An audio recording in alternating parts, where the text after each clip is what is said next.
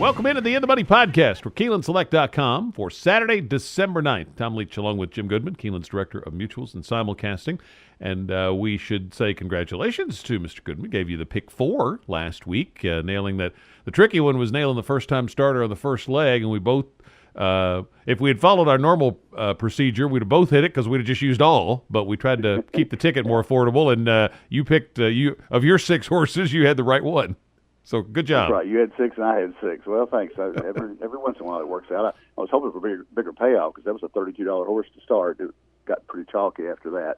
But I felt like Sharp Azteca was a lock, and he looked really good.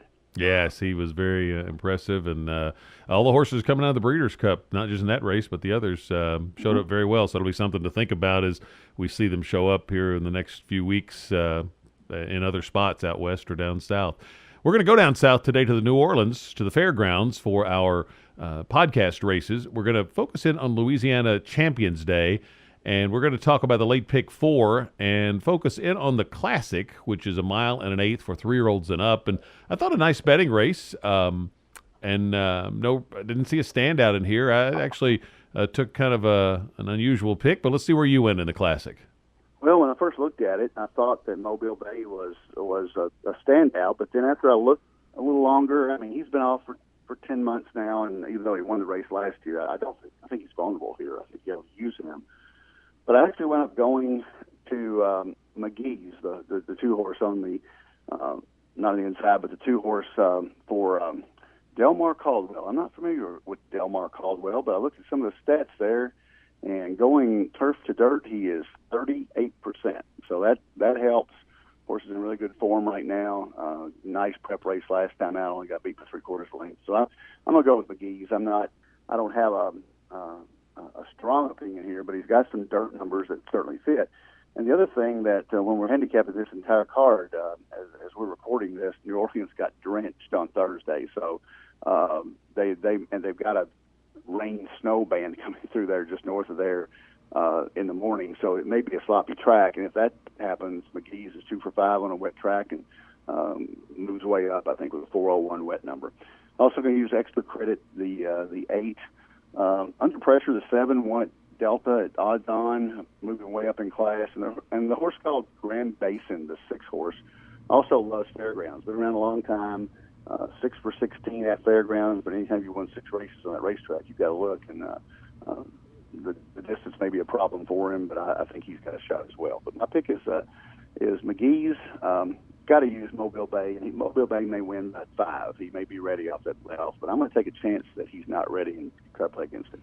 I am going outside the box here for the filly, Seaside Candy, and the reasoning is that it's a smart person doing something that makes you scratch your head. So I'm going to have faith here in Al Stall because this seems like an odd spot at first glance for this horse, but Stall's on fire at the meet.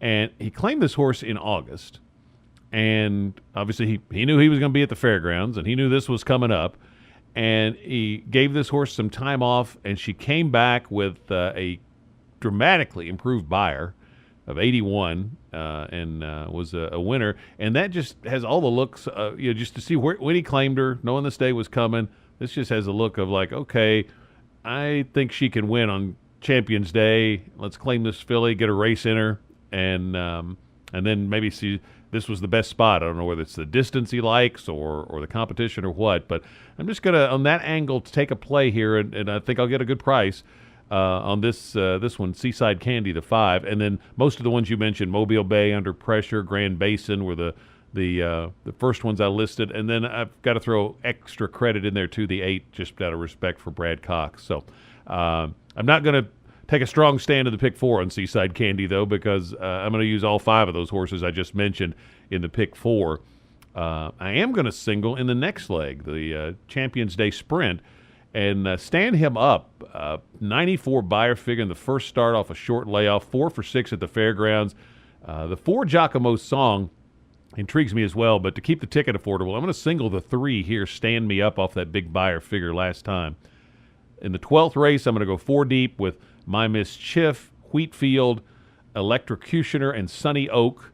And then, I have no strong opinion on the last leg. I'm going to use Nippy Red, Charge the Line, Violent Ways, Bitsy's a Fleet, and 4Gs. So that's 4, 9, 11, 1, and 12. And I'm going to just throw in one thing on the 12. This horse should be a huge price, but horse showed really good speed. It was right up on the lead and then faded. And sometimes you see a horse first time out that shows speed, and even if he or she doesn't sustain it, those horses often come back and run well the next time when they've shown that they've got some early speed like this one did. So I'm going to take a look in there and throw 4Gs into the mix as well. So 5 by 1 by 4 by 5 for me, that's $50 for 50 cents. How about you? The 11th, I agree with you on stand him up. And one problem about the pick 4 is you don't get to watch the first race before you pick the second race. But Grand Basin, if he runs big in that in the race before in the Classic, that makes stand him up look a lot better there because he beat him last time out. So Grand Basin comes back in a bigger race. I'm going to use more than one though. I'm going to also use Giacomo's Song. I think 1, 2 in a row. Michael said it was 33% this meet, not quite as hot as out of stall, but almost. And I'm also going to throw in the 6 Newman Ridge. Not sure that it's good enough to get there, but has 1, 2 in a row, and that $100,000 race at Delta sets them up well for this one. So I'm going to use 3, 4, 6 there. The next race, I really like Sunny Oak. I think if you look at that last race they all came out of, which was the Happy Ticket. My Miss Chef won it. Wheatfield ran second, and Sunny Oak is the other one I'm using from that race. Got stopped at the start and bumped hard, checked is what the Daily Racing Form says, so had no chance at 3-1. So I'm going to use Sunny Oak there, the 1. Also going to use My Miss Chef, the 4, and then the 8, I guess Wheatfield. And if it's sloppy, I'll also use the 10 horse because the 10 horse moves way up. Look into my eyes on a sloppy track 2 for 2 and a big wet number. And then in the 13th, I'm like you, Bitsy's a Fleet had some great works the last couple times out. There's a 47-1, 4 furlongs, the first of 102 at the distance, and then came back with a 1 minute flat. So working very well for a trainer who does pretty well, but doesn't have a lot of horses. And then I'm going to also use Nippy Red, the 4, and the 11 Violent Ways. I am never going to not use a Violence horse in a 2-year-old race the rest of the year because he's done so well. You overlook him. I can't believe one at Turfway the other night paid $32. So I'm going to use the 1, 4, 11. So my pick 4 is 1, 3, 6, 8 with 3, 4, 6 with 1, 4, 8 with a parenthesis around the 10 if it's a muddy track, and then 1, 4, 11. So that would be $72 if I use the 10 in the third leg.